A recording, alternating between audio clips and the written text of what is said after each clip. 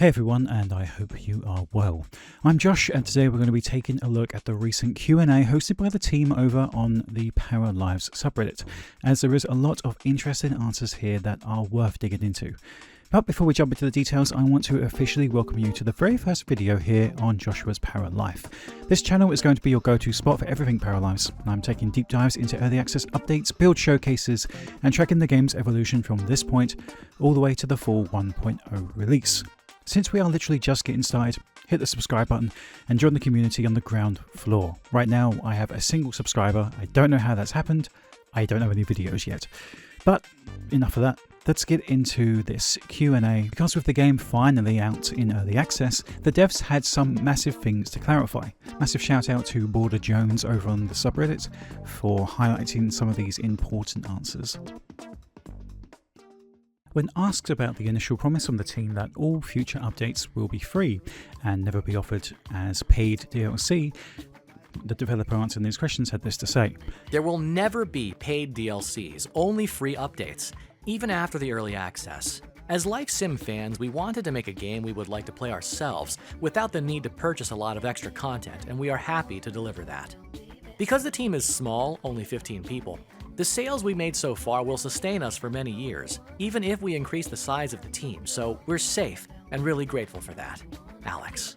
Alex would go on to say, yes, the Patreon is being closed this week, and the sales we made from the game so far will sustain our small team of 15 for many years. So we are happy to be able to offer free-only updates in the future. Now, this is a very interesting turn of events, and it's going to be difficult to see going forward if they can actually live up to this promise. I think that, yeah, they probably will, to be fair. Given the game has just released and they've already sold over 250,000 copies, they were already making close to $46,000 a month on Patreon, being given this small, well, I say small, this cash boost of 250,000 sales at around, let's say $40 each. These guys are probably looking at about an income of around 10 million right now. Now, I do feel like there would be room to grow. I feel like if you are bringing in this massive amount of money, but then deciding to stay at 15 people, especially when there's so much work to be done, I feel like, I mean, would it really hurt for them to kind of look to branch out at least a little bit? I really think that that's a possibility, but in terms of the promise, and I mean that's the main point of this reply, it's the focus on this promise that DLC will never cost money. So if something were to come along like a supernatural expansion, if they were to add werewolves, if they were to add cats and dogs, if they were to add different pets, if they were to do anything like that, it will always be free according to them. Now, the main caveat with this and the main catch is that this game has been released in early access and is currently costing a pretty hefty price for what's on offer right now. This is me inserting an opinion, but to have the game listed at $30 or $40, which is about 30 English pounds, if you purchase this game right now at this full price, you are basically saying, okay, I'm paying full price now with the hope that in a while, however long that may be, 2 years, maybe even 3-4 years, that the game will eventually become a full-priced game. And the money that I'm paying right now at the ground level entry is essentially this promise that, okay, I'm buying into this game. I'm buying into paying full price for it right now. And in the future, it will be worth the price that they're asking for us to pay. And by doing that, that does sort of, future-proof them and future-proof this commitment that they've made to us. Yeah, and does really make things, does make it seem a little bit easier for them to commit to this free updates for life feature. One of the things I do think that will be interesting to see going forward is that making this promise that, okay, no paid expansions, no paid updates, nothing like that, no paid DLC whatsoever. To me, that does say, hey, eventually down the line, I do think that they will probably have to put work in on a Paralives 2, because right now there is no way to make any more money on this title. And you know what, maybe 10 million right out the gate is enough for them, to kind of live on for quite a while. I hope that's the case. I really do. I hope that's the case. But we'll just have to see how things go. The second question asks, do you plan to hire more people to the team now that the budget has grown with sales? That could possibly accelerate the game development. Alex once again answers, hi. We're now 15 people, and it's very possible we recruit a few more people to help soon. However, we like working as a small team, so we don't plan to grow the team too much. Alex. Again, this is interesting. I do think that 15 people is an incredibly small number, but it's their choice. I do think I've kind of touched on that in my discussion of that first question, so we will move forward. Will you be expanding your team thanks to the new revenue you are getting? Preferably, are you hiring staff that will expand more on the live mode where the game has the biggest weakness? Alex replies, We would like to expand the team a bit without becoming too big, because we like working as a small team. In any case, we will be working on fixing bugs and improving the live mode gameplay in the coming months and the following major updates. Alex. So there you go, that kind of does speak back to the last 2 points, that they would like to add a few more people to it, but they go on to say a little more. Hi there, thank you for your questions. 1. We're big fans of the Sims games, and they were a big source of inspiration for us. We were also inspired by a lot of games of all kinds, building games, cozy games, and even RimWorld for our storyteller feature. The storyteller feature in this game is basically like a soft difficulty mode. This is something that appears in RimWorld itself. RimWorld has multiple different difficulty storyteller modes, the most fun one being Randy. Randy is random. You could be in a situation in RimWorld where you're fighting off a horde of cannibals and Randy will crash a spaceship full of milk out on your outskirts of your base. That's what playing with Randy is like. They should add Randy to Paralives to continue on with their answer. For now, we plan on being in early access for about 2 years, or until major bugs are fixed, and we've implemented all the features we've previously announced. No AI was used in the development of Paralives. Gab. So yeah, that's pretty cool. That's kind of what we would expect. That's kind of what I expected anyway, for them to continue to be in early access for the next little while. There's especially, there's a lot of bugs to figure out. And if you think that's me being a little bit negative on it, that's not. We're going to get to that. We're going to get to my negativity. No, we're going to get to the bugs in question. No AI was used in the development of Paralives. Yeah, that's interesting. I think AI is something that a lot of people are very worried about, especially when it comes to the cost of humans and human life and the cost of having somebody work on a project. I love the game and I'm very excited for the future. I have 2 questions actually. Do you plan on adding farming, gardening or ranching? I was always a huge fan of the cottage living EP for The Sims 4 and would love something similar. I feel like it would fit the aesthetic pretty well and I already spotted some wheat, probably, and the cow/hay at the store. In Q4, we'll get the first content update, you said. I know you probably can't tell much about it, it's pretty early, but can you give a hint about what content we will be receiving? They reply. Hi X Yatsuba X. Great questions. 1. Basic gardening is planned as a feature during early access, but we will see if we can consider other types like farming and ranching based on how our players like it. Surprisingly, the Cottage Living EP is kind of the last EP that I played for The Sims 4. I basically just jumped into a house and was amused by the bunnies that you could have. To be able to bring that into Paralives, that would be pretty amazing, to be fair. Just to mess around with it a little bit more, because I didn't really give it too much attention when it released in The Sims 4. We'll keep this a secret for now, but we do want to add a lot more content in that update, like Together cards, for example. Karina.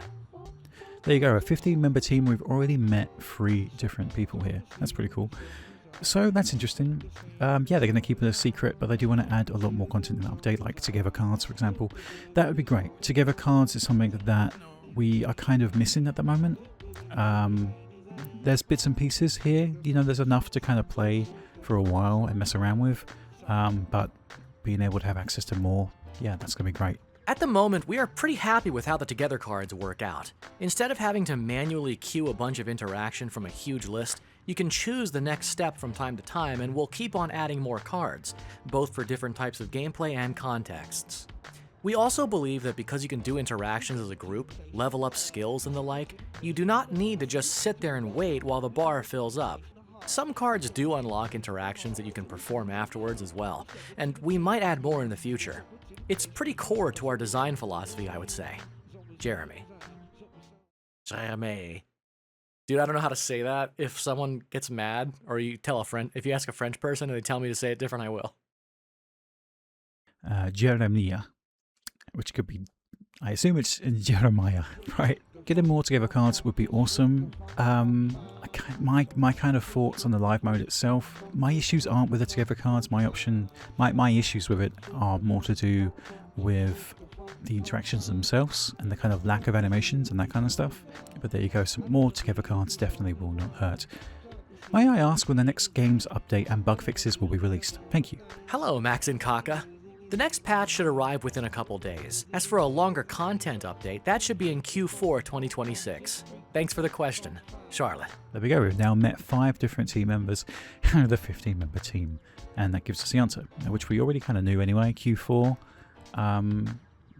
What does that give us? Is that that's like an October, November, December Q4, right? So it's pretty cool. We kind of figured that, right? In terms of big updates. Will there be new jobs added in the future? Maybe something like content creator, therapist, business owner, house cleaner, etc., etc.? I can't answer for the examples you listed specifically, but we will definitely add more jobs and more variety in the job fields in the future. Anna. Yeah, that's pretty cool. I think that the mod tools have already made it possible so that people can actually add new jobs. So I'm not exactly hungry for new jobs, but if you're the kind of person that wants to make a para that never leaves home, and rather spend time becoming a content creator, I assume that by the para team itself, content creator would be like a YouTuber or a Twitch streamer. I doubt they would add anything about content creation that is somewhat a broad term, and I already know that many of the wicked para fans who are here watching this video are probably thinking of something else. And hey, I hope that a modder out there fulfills that need for you, and I hope that you receive the content creator job that you are searching for your para. I don't think you're going to get it from an official team. I think that would alter the course of the Paralives game itself forever if that were to be added. But there you go. Our next question: do you plan to do more collabs? If so, I would highly recommend Stardew Valley when you finally have a gardening farming update soon. Hi, thank you for your question. We actually do have a new collab coming up soon. Stay tuned. We had a lot of fun setting up these collabs. It would definitely be cool to do more of them when we have more time. New collabs would be pretty cool, honestly. I would be interested to see what the Paralives crew would actually, who they would like to collab with. I have no idea where they would start. Personally, I think a Dead by Daylight collab would be pretty funny. They should definitely go that route. I think when it comes to collabs on Steam, the collab that most places normally tend to go for immediately is Half-Life or Left 4 Dead, and I think that getting some clothes from those games would be pretty cool. Getting some clothing items from Left 4 Dead 2 or something like that would be pretty cool if I was to say, hey, if you're going to go for a really easy collab, that's where I would probably start. But there you go. Let me know in the comments down below who you would like to see a collab with in the future. Thank you for the kind words. We currently are pretty happy with the Together card system. It's true that you can't pick up an option from a list of a million things to do, but the goal is also to make these choices more meaningful. We'll keep on adding and tweaking cards to make them more relevant and interesting as the game develops. But ultimately, we think that picking one option from a small list can also lead to interesting and dynamic stories. There are already a few ways to influence the kind of cards your para will get. For instance, if you read romantic fanfiction and get a flirty emotion boost, you have more chance to get romantic Together cards. If you make yourself angry by kicking something, you might get mean or angry cards. It's always something we can improve, of course. Jeremy. Yeah, it's interesting, right? I don't think you should have a million cards to be added, but yeah, the small selection does. I mean, you are going to get to a point if you play this game a lot, like you probably play The Sims, you are going to hit a point where you kind of get repetitive answers, but nonetheless. How are you going to fix and tweak autonomy in the game? I really think it should be a priority considering it's a life simulation game, and the paras just stand there doing nothing when not being talked to or interacted with, or on their phones. That's a good question. Autonomy is definitely a big core feature of the game that needs more love, more balancing, and especially more content. The characters are on their phone a lot, mainly because those interactions can be done without targeting any other character or item, so these are the easiest and most common thing they can do. Adding more autonomous actions and more interactions in general during early access will help. It should make the characters do more various things. Anna. the problem of a para being on their phone, actually, when you install the mod that disables them being on their phone, it actually makes the para live a little bit more and actually go about doing different things, which I do think is hilarious because, wow, that is a true life statement, isn't it? If we weren't looking at our phones all the time, we would get up to more. So for them to kind of defend the para looking at their phone is definitely interesting. I do wish that there was more, autonomy. I do wish that the para would kind of go about their life a little more and interact with things that are kind of around them instead of just looking at their phones. But there you go. That's a bigger statement than you would think, right? How many bug reports have you gotten since EA's release? Ah, dude. Okay. So this is gonna be very funny because people use EA as a shorthand for early access. But when I see EA, I just think of the game company EA who made The Sims. So when this question reads, how many bug reports have you gotten since EA release? It just makes me think they're talking about the game company, which is very funny. So how many bug reports have you gotten since early access release? Can you give us some pointers on how to make the reports easier or more useful for you? The do and do nots essentially of bug reporting. Hi, Giero. Thanks for your question. We received over 100,000 bug reports so far. Thank you to everyone. And we're slowly making our way through them all, putting emphasis on ones that were reported frequently. For now, what helps us the most is details. The more information you have to give us about your computer's specs, what you were doing when you encountered the bug, and any screenshots and videos helps. Karina.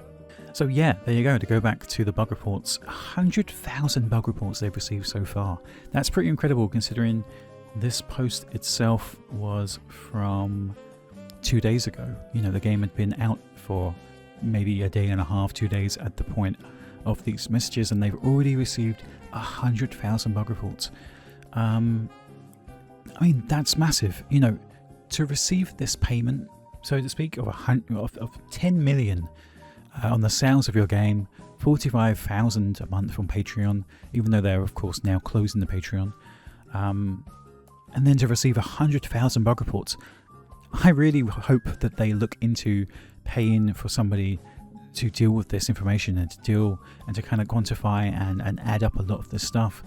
Even if you just think about 100,000 bug reports, my assumption would be, well, 10,000 of them are going to be, hey, my guy clipped into this chair as he was sitting against a wall, right? Like there are certain things that you can kind of write off and say, a lot of these are going to be the same again and again and again. They're going to be very similar. They're going to be the same ones. So yeah, but what about everything else? What about the other 90,000 bug reports they've received? It's definitely a hefty task, but yeah, that's it for now. But now we have the final question here, which is the most important. Puzzled Art Bean asks, do you plan on adding vegetarian poutine to the game? I would love to see this as a vegetarian who loves poutine. I agree with you.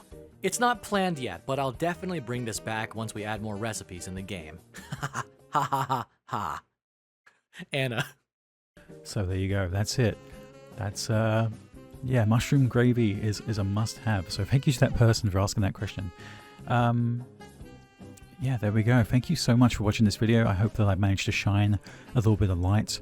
I do think if you read through the answers yourself, you probably would be able to get it done in less than 20 minutes. But yeah, there you go. There are my thoughts so far on the game and these answers. Thank you so much for checking out this video. Hey, this is the first video. Right now it's been posted with 1 subscriber. Thank you so much to that 1 subscriber for being here from the beginning. You will be remembered. Yeah, we'll see what we can get up to in the future. So yeah, thank you so much for hanging out and listening to me ramble for a little bit. And I will see you in the next one. Not planned yet, but I'll definitely bring this back once we add more recipes in the game, haha. Anna.